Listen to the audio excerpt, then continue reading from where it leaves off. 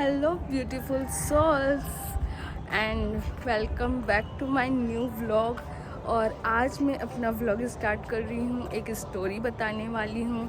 वैसे तो Valentine's week ख़त्म हो चुका है, आज 15 है, तो फिर भी मैं अपनी एक स्टोरी बताना चाहती हूँ जो कि बेसिकली एक ये स्टोरी है, फ्रेंडशिप स्टोरी, लव स्टोरी बोल सकते हैं, जो लव स्टोरी से कन्वर्ट फ्रेंडशिप में हो गई थी जब मैं स्कूल में थी।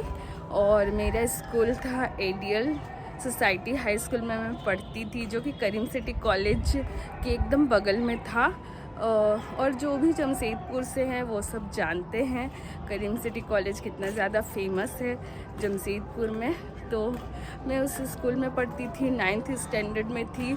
और हमारा ऐसा था हमारे स्कूल में कि ABCDE करके सेक्शन वाइज होता था। तो जो वो लड़का था वो था A सेक्शन में और मैं थी E सेक्शन में। तो उसका नाम V से है, तो मैं उसका नाम तो नहीं लूँगी, इसलिए उसको V करके बोलूँगी। तो ऐसा था कि मैं एक बार बालकनी में थी अपनी फ्रेंड के साथ स्कूल में। तो वो जो था पार हो रहा था, तो मैं हंस रही थी, तो वो देखा, उसको लगा कि मैं उसे देख के हंस रही हूँ, तो वो मुझे देख के इंटरेस्टेड हो गया और फिर आ करके वो मुझसे पानी मांगने लगा। तो फिर मैंने उसे पानी दिया, उसने मेरा पानी पिया भी।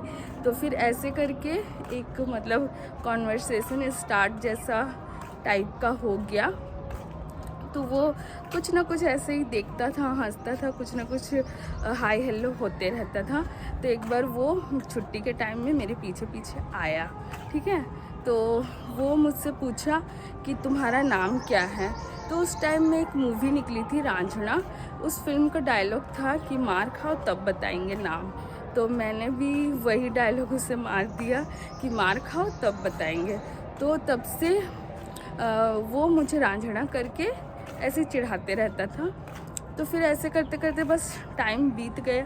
फिर एक बार टाइम आया हमारे एग्ज़ाम का, तो एग्ज़ाम होने वाला था और एग्ज़ाम के टाइम में कोइंसिडेंटली हम दोनों का जो एग्ज़ाम का रूम था और जो सीट था वो सेम था, क्योंकि जो मेरा रोल नंबर था वही सेम रोल नंबर उसका भी था, और लेकिन सेक्शन हमारा अलग था। तो फिर वो तो पूरा खुश हो गया और मुझे भी अच्छा लग रहा था कि हाँ, मतलब जो भी चीज़ें हो रही थी बहुत अच्छी लग रही थी उस टाइम पे। तो वो कुछ ना कुछ करते ही रहता था एग्ज़ाम के टाइम में, वो लिखने से ज़्यादा तो मेरे ऊपर ध्यान उसका रहता था। बट मेरा ऐसा कुछ नहीं था, मैं तो पूरा पढ़ने लिखने में तो मैं तेज़ थी। तो मैं उसे दिखा भी रही थी कि तुम भी मेरा छाप लो और तुम भी पास हो जाओ, हम भी पास हो जाते हैं। बट वो मेरा छाप भी नहीं रहा था और कुछ भी उल्टा सीधा लिखते रहता था एग्ज़ाम के पेपर में। फिर ऐसे करते करते एग्ज़ाम का भी हो गया कंप्लीट। तो एग्ज़ाम जब ख़त्म हो गया तो उसने मुझे एक रेड रोज़ दिया था, प्रपोज़ तो नहीं किया था बट रेड रोज़ दिया था। तो मैंने वो ले भी लिया था और जब मैं वो रोज़ लेकर के आ रही थी तो सब देख के बहुत ज़्यादा वो वाला सीन हो रहा था।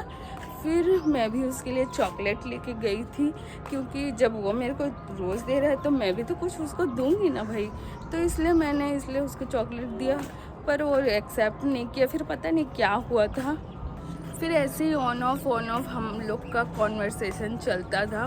बट हम लोग गर्लफ्रेंड बॉयफ्रेंड नहीं थे, एज अ फ्रेंड्स बातचीत होता था।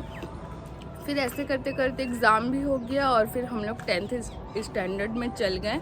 और 10th में जब मैं गई तो मेरे सेक्शन में वो भी था।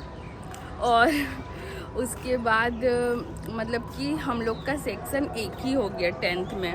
मतलब मैं 10th में D में गई तो वो भी D में आ गया था, और भी बहुत सारे लड़के लड़की सब एक साथ हम लोग हो गए थे।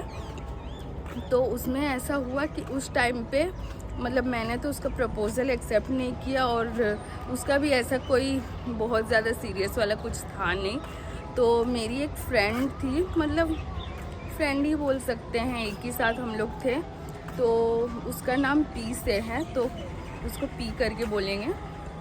वो थी, तो पी और वी जो मुझे मेरा दोस्त था ऐसा कोई जिगरी नहीं था, बट एक टाइम में जो भी मुझे प्रपोज वगैरह कर रहा था वी, दोनों रिलेशनशिप में आ गए।